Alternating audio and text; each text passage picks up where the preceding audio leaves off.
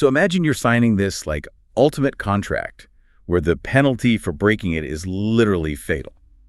You'd want to read the fine print incredibly closely, right? Oh, absolutely. You'd be checking every single clause twice. Exactly. And today we're taking a deep dive into a text that argues a massive institution has, well, actually been misreading its own ultimate contract for centuries. Yeah, we're unpacking a pretty brief but honestly really dense theological argument from a text called Divine Liberty, the Quranic case against compulsion. And the core tension here is just wild. It really is. It tackles a severe tension where some institutional figures, often called mullahs, they claim that apostasy, so leaving the Islamic faith, basically requires the death penalty. But the author argues the actual primary text of the Quran says the exact opposite. Right. And just to be crystal clear to you listening right now, our mission here isn't to take a religious or political side. No, not at all. We're really just acting as neutral guides, mapping out the specific textual blueprints the author uses to build this case against compulsion.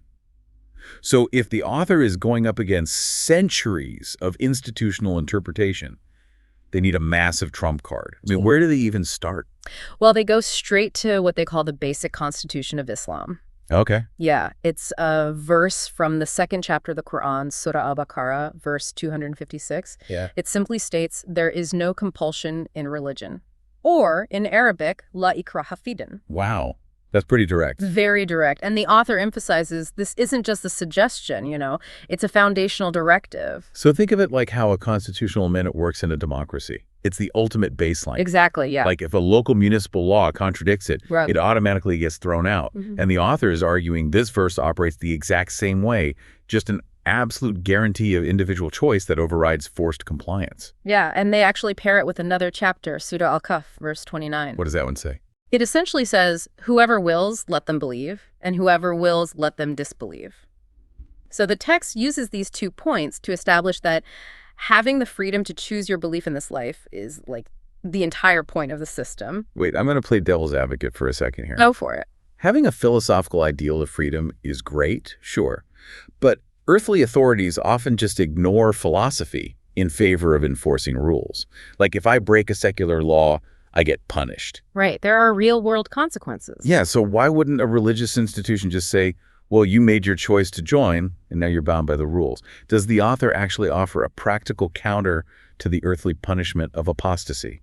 They do, actually, and it relies on a really strict logical sequence of events rather than just relying on philosophy. Oh, interesting. How so?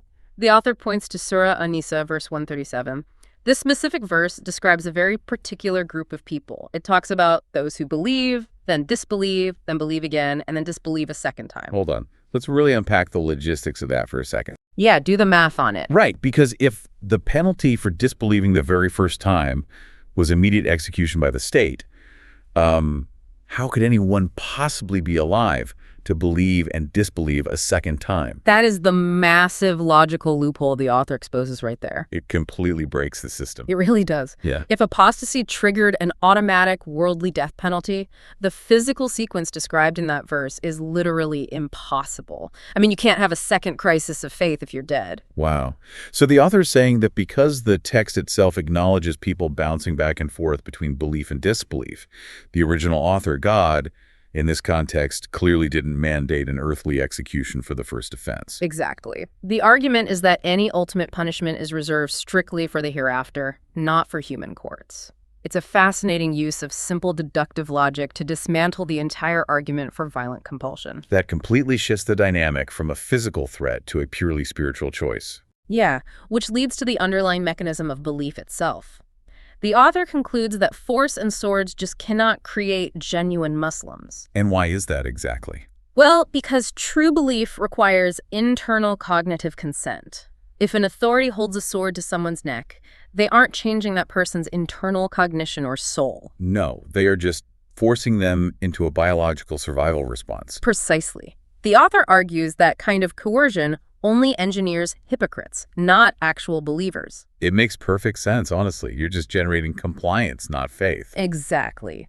The text is fundamentally urging readers to bypass those institutional figures who, treat religion like a rigid penal contract. Right, and instead, it argues for returning directly to the primary source to find mercy and compassion. Because whenever there's a layer of interpretation sitting between you and an original text, well, there's room to question the translation of those rules. It completely upends the rigid, top-down enforcement we so often see. It really challenges us to look at the fine print for ourselves.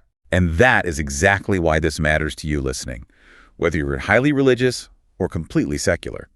It's a masterclass in how returning to primary documents can challenge massive power structures. It really is. Which brings us right back to that fatal contract we talked about at the start. Yeah. It leaves you with a really profound question to ponder as you go about your day.